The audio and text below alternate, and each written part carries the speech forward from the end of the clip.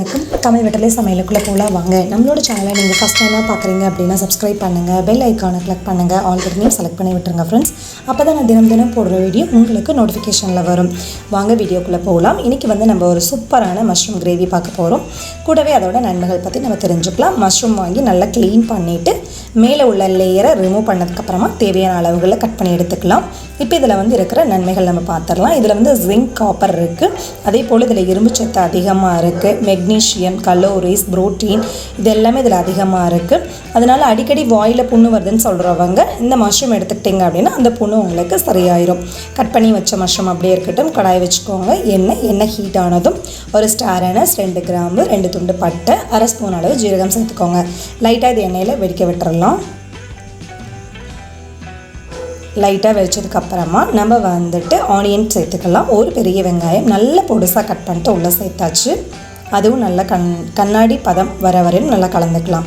கூட கொஞ்சம் கருவேப்பிலை, ஒரு பச்சை மிளகாய் நான் சேர்த்துருக்கேன். உங்கள் காரத்துக்கு தகுந்த மாதிரி 1, 2 அந்த மாதிரி சேர்த்துக்கோங்க. இஞ்சி பூண்டு விழுது 1/2 ஸ்பூன் அளவு சேர்த்துக்கலாம். இப்போ இது நல்லா கலந்து விட்டுலாம். நம்ம கலந்தாச்சு. கலந்ததுக்கப்புறமா நம்ம வெட்டி வச்ச மஷ்ரூமை உள்ளே சேர்த்துக்கலாம். கூட கொஞ்சம் மஞ்சத்தூள், உப்பு சேர்த்துட்டு நல்லா மஷ்ரூமில் இருக்க தண்ணி வத்துற வரையிலும் நல்லா வேக வச்சு எடுத்துக்கலாம். நம்ம இதில் ரத்தத்தை சுத்தம் படுத்துது இந்த மஷ்ரூம் நம்ம சேர்த்துக்கிட்டோம் அப்படின்னா. அதே போல் இது நோய் எதிர்ப்பு சக்தி இதில் அதிகமாக இருக்குது. ஸோ அதனால் இப்போ குட்டீஸ்க்கெல்லாம் நீங்கள் இதெல்லாம் கொடுத்தீங்க அப்படின்னா அவங்களுக்கு இது ரொம்பவே நல்லது. நான்வெஜ்ஜு சில குழந்தைங்க சாப்பிடுவாங்க, சில பேர் சாப்பிட மாட்டாங்க. அப்படி இருக்கவங்களுக்கு நீங்கள் இந்த மஷ்ரூம் செஞ்சு கொடுத்தீங்க அப்படின்னா அவங்களுக்கு ரொம்பவே நல்லது. இப்போ ஒரு தக்காளி அரைச்ச விழுதை உள்ளே சேர்த்தாச்சு.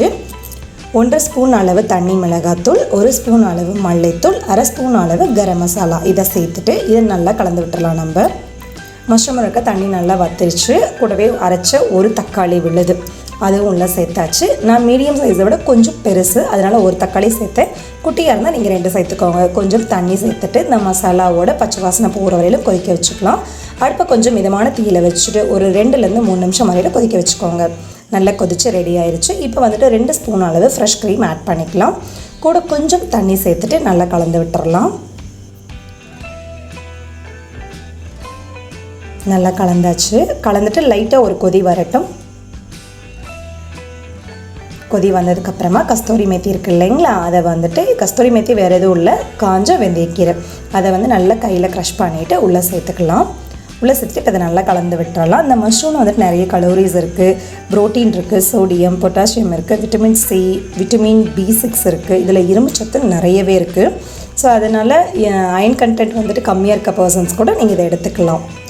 இப்போ அதை நல்லா கலந்துச்சு. நல்லா கொதி வந்துருச்சு. இன்னும் ஒரு நிமிஷம் போல் அடுப்பை மிதமான தீயில் வச்சுட்டு மூடி போட்டு வச்சிடலாம். ஒரு நிமிஷம் ஆனதுக்கப்புறம் ஓப்பன் பண்ணி பார்த்தா நம்மளோட மஷ்ரூம் கிரேவி சூப்பராக தயாராகிருச்சு. வாசனைக்கு கொஞ்சம் மல்லி இலை சேர்த்துக்கலாம். இது வெள்ளை சாப்பாடு, டிஃபன் ஐட்டத்தோடு சேர்த்து சாப்பிடல ரொம்ப சூப்பராக இருக்கும். கண்டிப்பாக இந்த ரெசிபீஸை நீங்கள் மிஸ் பண்ணிடாதீங்க. எப்படி இருக்குன்னு சொல்லிட்டு கமெண்ட் பண்ணுங்கள். நம்மளோட சேனலுக்கு சப்ஸ்கிரைப் பண்ணுங்கள். அப்போ தான் நாளைக்கு நான் போஸ்ட் பண்ணுற வீடியோ உங்களுக்கு நோட்டிஃபிகேஷனில் வரும். தேங்க்யூ.